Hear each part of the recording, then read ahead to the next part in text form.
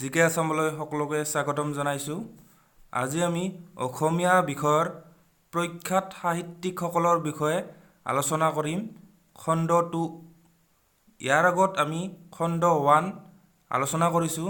যদি আপোনালোকে সেই ভিডিঅ'টো চোৱা নাই, ডিছক্ৰিপশ্যনত লিংক দিয়া হৈছে, তাত গৈ চাব পাৰে। আহকচোন আমি ভিডিঅ'টো আৰম্ভ কৰোঁ। আজিৰ প্ৰথম প্ৰশ্নটো হ'ল, তলৰ কোনখন শংকৰদেৱৰ নাট নহয়?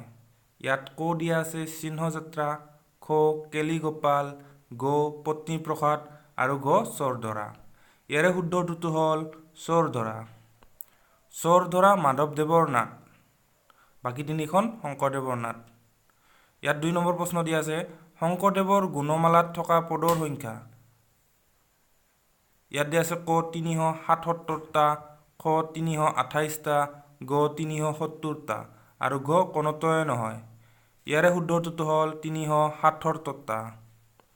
আৰু এই গুণমালা 6 আখৰীয়া ছন্দত লিখিছিল আৰু গুণমালাখন ভাগৱতৰ সাৰ বুলি কোৱা হয়। 3 নম্বৰ দিয়া আছে প্ৰশ্ন, শংকৰদেৱৰ হৰিশ্চন্দ্ৰ উপাখ্যানখন ৰচিত। ইয়াত দিয়া আছে ক কাব্যত, খ গদ্যত, গ আধা কাব্যত, ঘ আধা গদ্যত।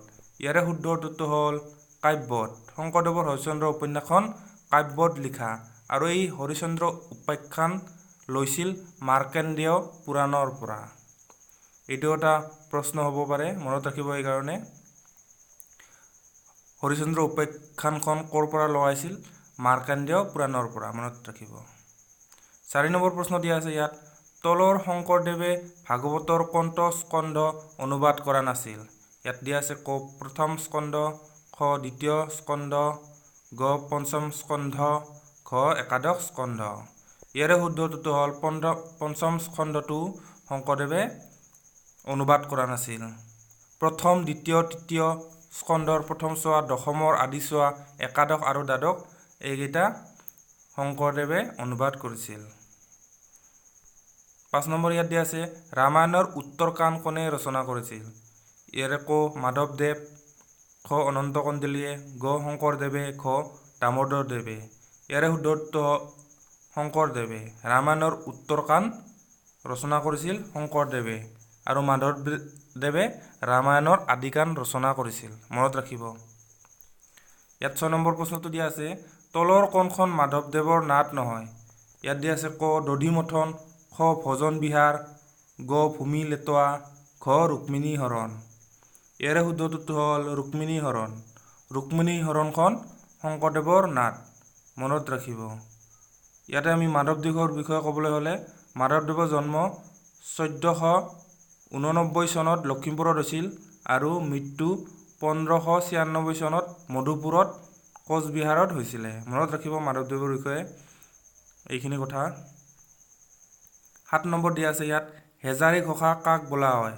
ইয়াত দিয়া আছে কীৰ্তন ঘোষাক, খ গীতাক, গ নামঘোষাক, ঘ ভক্তি ৰত্নাৱলীক। হেজাৰী ঘোষা নামঘোষাক জনা যায় আৰু নামঘোষাৰ শ্লোকবিলাক বিভিন্ন পুৰাণৰ পৰা লোৱা হৈছে। মাধৱদেৱে নামঘোষা ৰচনা কৰিছিল আৰু এই নামঘোষাৰ শ্লোকবিলাক বিভিন্ন পুৰাণৰ পৰা লোৱা হৈছে বা লৈছিলে। 8 নম্বৰ দিয়া আছে ইয়াত, ৰাজসুই কাব্য কাৰ ৰচনা? ইয়াত দিয়া আছে ক শংকৰদেৱৰ, খ দিয়া আছে দামোদৰদেৱৰ, গ দিয়া আছে মাধৱদেৱৰ আৰু ঘ দিয়া আছে হৰিদেৱৰ। ৰাজসুই কাব্য মাধৱদেৱৰ ৰচনা, মনত ৰাখিব। 9 নম্বৰ, তলৰ কোনখন মাধৱদেৱৰ তত্ত্বমূলক গ্ৰন্থ নহয়? ইয়াত ক দিয়া আছে জন্ম ৰহস্য, খ নাম মালিকা, গ ভক্তি ৰত্নাৱলী, ঘ নিমি নৱ সিদ্ধ সংবাদ। ইয়াৰে শুদ্ধ উত্তৰটো হ'ল নিমি নৱ সিদ্ধ সংবাদ। নিমি নৱ সিদ্ধ সংবাদ হ'ল শংকৰদেৱৰ তত্ত্বমূলক গ্ৰন্থ, মনত ৰাখিব। 10 নম্বৰ ইয়াত দিয়া আছে, মাধৱদেৱৰ ৰচনাৰাজিক কেইটা ভাগত ভগাব পাৰি? ইয়াত দিয়া আছে ক 3টা, খ 4টা, গ 5টা, ঘ 6টা। ইয়াৰে শুদ্ধ উত্তৰটো হ'ল 4টা। মাধৱদেৱৰ ৰচনাৰাজিক 4টা ভাগত ভগাব পাৰি। তাৰে সেইকেইটা হ'ল কাব্য, তত্ত্বমূলক ৰচনা, নাট আৰু গীত। মাধৱদেৱে বৰগীত আৰু ভটিমা ৰচনা কৰিছিল। মনত ৰাখিব। 11 নম্বৰ প্ৰশ্ন দিয়া আছে ইয়াত, ভৱেন্দ্ৰনাথ শইকীয়া কোন বিষয়ৰ অধ্যাপক আছিল? ইয়াত ক দিয়া আছে অসমীয়া, খ গণিত, গ ৰাজনীতি বিজ্ঞান, খ পদাৰ্থ বিজ্ঞান। ভৱেন্দ্ৰনাথ শইকীয়া পদাৰ্থ বিজ্ঞানৰ বিষয়ৰ অধ্যাপক আছিল। আৰু ইয়াৰ আমি ভৱেন্দ্ৰনাথ শইকীয়াৰ বিষয়ে জন্ম হৈছিলে 20 ফেব্ৰুৱাৰী 1932 চনত নগাঁৱত হৈছিলে ভৱেন্দ্ৰনাথ শইকীয়াৰ জন্ম, আৰু মৃত্যু হৈছিলে 13 আগষ্ট 2003 চনত। এইখিনি কথা ভৱেন্দ্ৰনাথ শইকীয়াৰ মনত ৰাখিব, আহি যাব পাৰে পৰীক্ষাত। ইয়াত দিয়া আছে 12 নম্বৰ, অন্তৰীপ উপন্যাসখনৰ লিখক কোন? ইয়াত দিয়া আছে লক্ষ্মীনাথ বেজবৰুৱা, খ পদ্মনাথ গোহাঁই বৰুৱা, গ নিৰ্মলপ্ৰভা বৰদলৈ, ঘ ভৱেন্দ্ৰনাথ শইকীয়া। ইয়াৰে শুদ্ধ উত্তৰটো হ'ল খ ভৱেন্দ্ৰনাথ শইকীয়া হ'ল অন্তৰীপ উপন্যাসখনৰ ৰচনা। আৰু ভৱেন্দ্ৰনাথ শইকীয়াই অন্তৰীপ, ৰম্যভূমি আৰু আতংকৰ শেষত নামৰ তিনিখন এই উপন্যাস লিখিছিল। আতংকৰ শেষতখন হ'ল ডিটেক্টিভ উপন্যাস, আৰু এখন আছে শিশু উপন্যাস, সেইখন হ'ল মৰমৰ দেউতা। মনত ৰাখিব। 13 নম্বৰ দিয়া আছে ইয়াত, ভৱেন্দ্ৰনাথ শইকীয়াৰ প্ৰথম গল্প সংকলনটো কি?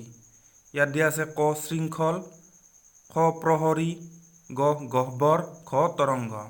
ইয়াৰে শুদ্ধ উত্তৰ হ'ল প্ৰহৰী হ'ল ভৱেন্দ্ৰনাথ শইকীয়াৰ প্ৰথম গল্প সংকলন। ইয়াত দিয়া আছে 14 নম্বৰ, তলৰ কোনখন ভৱেন্দ্ৰনাথ শইকীয়াৰ অসমীয়া বোলছবি নহয়? ইয়াত দিয়া আছে ক অগ্নিস্নান, খ কোলাহল, গ ইতিহাস, খ কালসন্ধ্যা। ইয়াৰে শুদ্ধ উত্তৰটো হ'ল কালসন্ধ্যা ভৱেন্দ্ৰনাথ শইকীয়াৰ অসমীয়া বোলছবি নহয়, আৰু এই কালসন্ধ্যাখন হ'ল ভৱেন্দ্ৰনাথ শইকীয়াৰ হিন্দী বোলছবি। আৰু এই বোলছবিখন 1997 চনত মুক্তি লাভ কৰিছিল, আৰু এইখনে আছিল ভৱেন্দ্ৰনাথ শইকীয়াৰ শেষ ছবি। 15 নম্বৰ দিয়া আছে ইয়াত, ভৱেন্দ্ৰনাথ শইকীয়াৰ কোনখন গ্ৰন্থৰ বাবে সাহিত্য একাডেমী বঁটা লাভ কৰিছিল? ইয়াত দিয়া আছে ক শৃংখল, খ প্ৰহৰী, গ গহ্বৰ, খ তৰংগ। ইয়াৰে শুদ্ধ উত্তৰটো হ'ল শৃংখল। শৃংখল গ্ৰন্থখনৰ বাবে ভৱেন্দ্ৰনাথ শইকীয়াই সাহিত্য একাডেমী বঁটা লাভ কৰিছিল, আৰু এই সাহিত্য একাডেমী বঁটা লাভ কৰিছিল 1976 চনত। আৰু ভৱেন্দ্ৰনাথ শইকীয়াই আৰু বহুত কেইটা একাডেমী বঁটা বা বিভিন্ন ধৰণৰ বঁটা লাভ কৰিছিল। তাৰে ভিতৰত আছে শ্ৰীমন্ত শংকৰদেৱ বঁটা 1998 চনত লাভ কৰিছিল, পদ্মশ্ৰী লাভ কৰিছিল 2001 চনত। মনত ৰাখিব, পৰীক্ষাত আহি যাব পাৰে। এইখিনি আছিল আজিৰ ভিডিঅ'টোত। যদিহে আপোনালোকে ভিডিঅ'টো চাই ভাল পাইছে তেতিয়াহ'লে নিশ্চয় লাইক কৰিব, আৰু আমাক কমেণ্টত জনাব কেনেকুৱা পালে ভিডিঅ'টো।